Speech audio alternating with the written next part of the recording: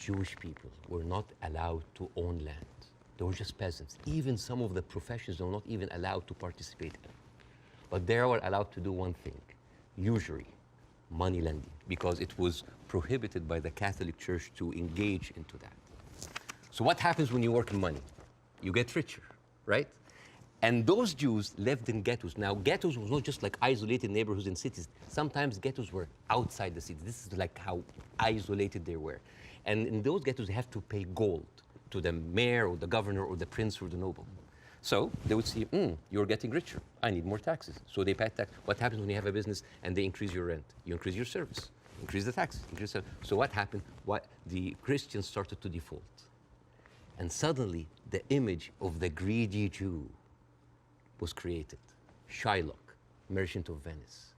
If it will feed nothing else, it will feed my revenge. You know, like never did I see a creature like, you know, I can't remember that. Never did I saw like a creature that looked like a man so keen and greedy. Confound of a man. You know, English. I messed it up. Anyways, but this was the image, greedy Jew, the greedy Jew. This was created because of their conditions. And it became worse in 1095, when Pope Urban II called for the first crusade to go and save the birth of Jesus from the unbelievers Muslim. And you know, this crusade did not kill a single Muslim. You know how many people they killed? 2,000 Jews. Because it's like, wait, the non-believers are all over there. Why don't? So they went to it's called the Crusades of the Rhineland. So they went to the Jewish community because, hey, we own the money, so let's kill them better than paying them. And then came the plague. And then all of the things like, oh, they're killing babies, who would do that to a baby, you know? And they accused them of poisoning the well. This was the kind of oppression that the Jewish people went through. Fast forward 19th century, there was like the Eastern Jew in Ukraine and Russia, and there was the Western Jews in Europe. Those people in the Eastern Jews had to immigrate because there were pogroms and they were like, you know, kicked out. And at a certain point, the people in the West, especially in England, it's like, there are too many Jews. We need a solution. The solution for what? For the Jewish problem. So it's like we need to get rid of them. And you know what? Palestine was not even on the A list. Palestine was on the B list because England proposed 6,000 square miles in Uganda for the Jews, 1903. And the reason why Palestine was not on the list, that it was objected by a lot of rabbis that said, like, it's a promised land, but only when the Messiah comes. But there were other options, Argentina, South Africa, Uganda, Madagascar. And eventually, they said, all right, let's do Palestine. So they went to Palestine in 1914. There was 700,000 people living in Palestine, 3% were Jewish. 1917, Balfour Declaration. Arthur Balfour, he called the Jewish people in England that they are alien and hostile race. And the thing is, the only Jewish member of the parliament, of the English parliament, Lord Montenegro, he objects, like, these are British citizens, we should not kick them out. So they pushed them, but it was not going fast enough. Came the Nazis. And then it was not about the solution anymore. It was the end losing, the final solution by Hitler, because he needed an answer for the Jewish question, the Judefrage. And then, as you see, the Holocaust happened, the most orchestrated, industrialized, horrible genocide in our modern time. 6 million Jews died. So it accelerated, and they went. First of all, they left Eastern Europe, and they went to West Europe, and they went to America, and they were turned down, and they were pushed towards Palestine. So by 1948, right before the declaration of the State of Israel, there were 2 million people living there. Only 30% of them was Jews. So the whole idea of like a land without a people to a people without a land was a marketing thing. They were already Palestinians. So suddenly, from our perspective, the Jewish problem is not a Jewish problem, is not a Middle Eastern problem, is not an Arab problem, it is a European problem. It was pushed on us together with the guilt because now we are the anti-Semite. Now we are the Jewish hater. And not just that, they took land. So people look at this like, why are we even, we had a lot of refugees coming in. And during that, there was a lot of, as you know, Zionist militia, the Aragon, the Haganah, all of these people were killing Palestinians. The famous massacre of Deir Yassin.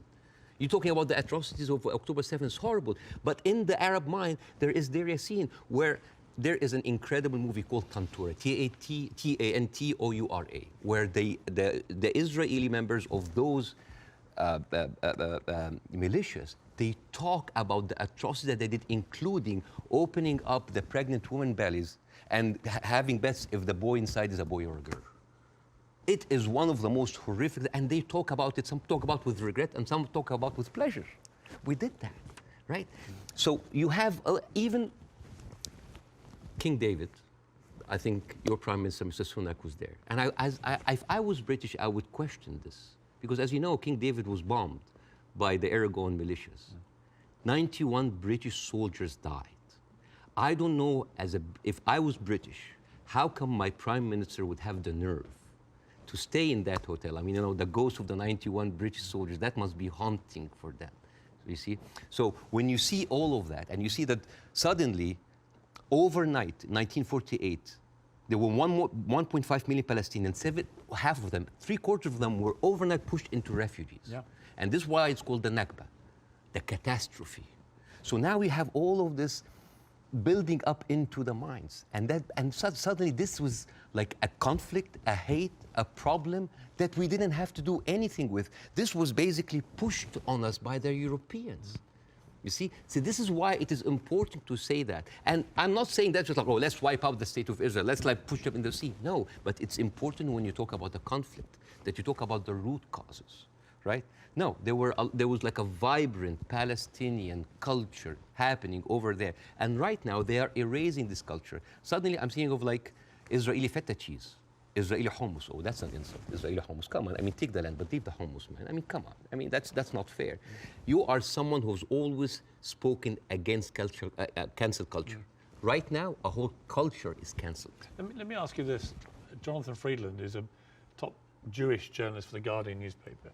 He wrote a very interesting column last week in which he said, at the root of all this, you could argue you have two sets of people with just cause. And they believe passionately in their just cause. And he was sort of advising people not to take sides unless you really understand the history. Would you agree with that? Would you agree that both sides have legitimate just cause? Not with the methodology that's taken place, and you've given an extremely detailed analysis of the build-up to what happened in 48. To me, it's pretty clear, 700, 800,000 Palestinians were displaced from their homes, and it should never have happened. And that has been absolutely, I think, the root cause for so much resentment. But can you, at the heart of this debate, agree with Jonathan that you could argue there's just cause on both sides? There is a cause on both sides, but I'm walking on a tightrope here because I'm not a Palestinian. Yeah. But from the Palestinian point of view, there's a lot of people. I mean, there are 2.2 million people living in Gaza. There are 3.5 million people living in the West Bank. There is 350,000 people living in East Jerusalem, and there is like 6 or 7 million people living outside. Those people, the Palestinians that were pushed out, they do not have the right to go back. Right now, if you meet Palestinians, you'll see them wearing a necklace with a key.